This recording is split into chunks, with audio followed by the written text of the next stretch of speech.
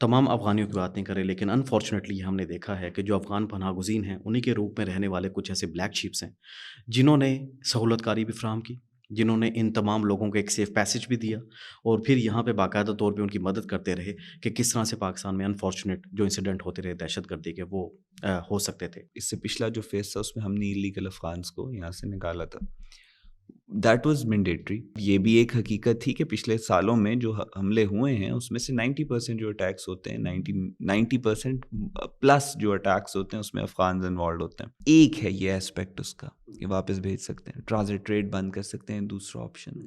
افغانستان کو internationally isolate کر سکتے ہیں، یہ تیسرا آپشن ہے۔ افغانستان کے اندر ایئر اسٹرائکس کر کے دہشت گردوں کو ختم کر سکتے ہیں، چوتھا آپشن ہے۔ افغانستان کے اندر بفر زون بنا سکتے ہیں، پانچواں آپشن ہے۔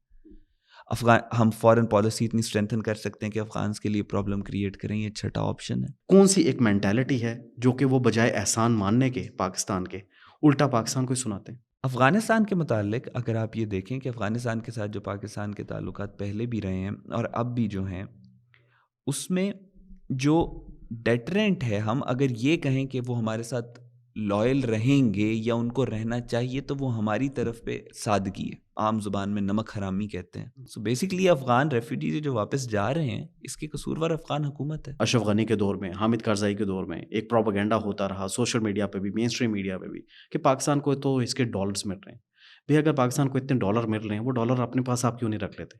اپنے لوگوں کو اپنے پاس لے کے جائیں، وہ اربوں ڈالرز آپ کو آنا شروع ہو جائیں گے۔ تو پاکستان کے اوپر بوجھ کیوں ڈالا ہوا ہے؟ پاکستان نے کیا ڈالرز کے لیے یہ جنگ کی ہے؟ یہ ان کا دماغ خراب ہے، اس کے علاوہ اور کچھ نہیں ہے۔ اور ڈالرز آج یہ خود لے رہے ہیں۔ بالکل۔ وہ سیرا ایڈمز جو سی آئی کے ایکس آپریٹیوز ہیں نا، اسے ہفتے کی بیسس کے اوپر تو ان کے لیڈرشپ کے گھروں میں پیسے جا رہے ہیں۔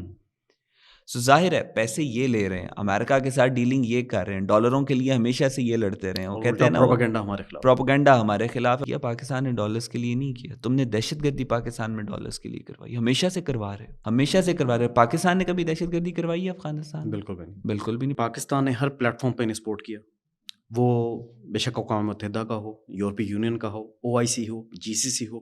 پاکستان نے میزبانیاں کی یہاں پر، کئی افغانستان سے ریلیونٹ جتنے بھی پروگرامس تھے، کانفرنسز تھی ان کی، لیکن انفارچونیٹلی ہمیں ویسا ریسپانس وہاں سے دیکھنے کو نہ ملا۔ اور آپ کے خیال میں آگے مل سکتا ہے؟ There are no permanent friends or foes in international relations۔ اور کوئی آپ کے ساتھ لائل نہیں ہوتا، آپ کو اسے لائل رکھنا پڑتا ہے، آپ کے پاس طاقت ہونی چاہیے اس کو لائل رکھنے کی۔ پورے ریجن کے اندر پرابلم کریٹ کر رہے ہیں آپ، ایران کی صرف بات نہیں ہے، سینٹرل ایشین اسٹیٹس میں بھی، ہر اسٹیٹ کے اندر ان کی ہر اسٹیٹ کی، تاجکستان کی، ازبکستان کی، ترکمانستان کی، ہر ریاست، ہر ملک کی ایک دہشت گرد تنظیم افغانستان کے اندر موجود ہے۔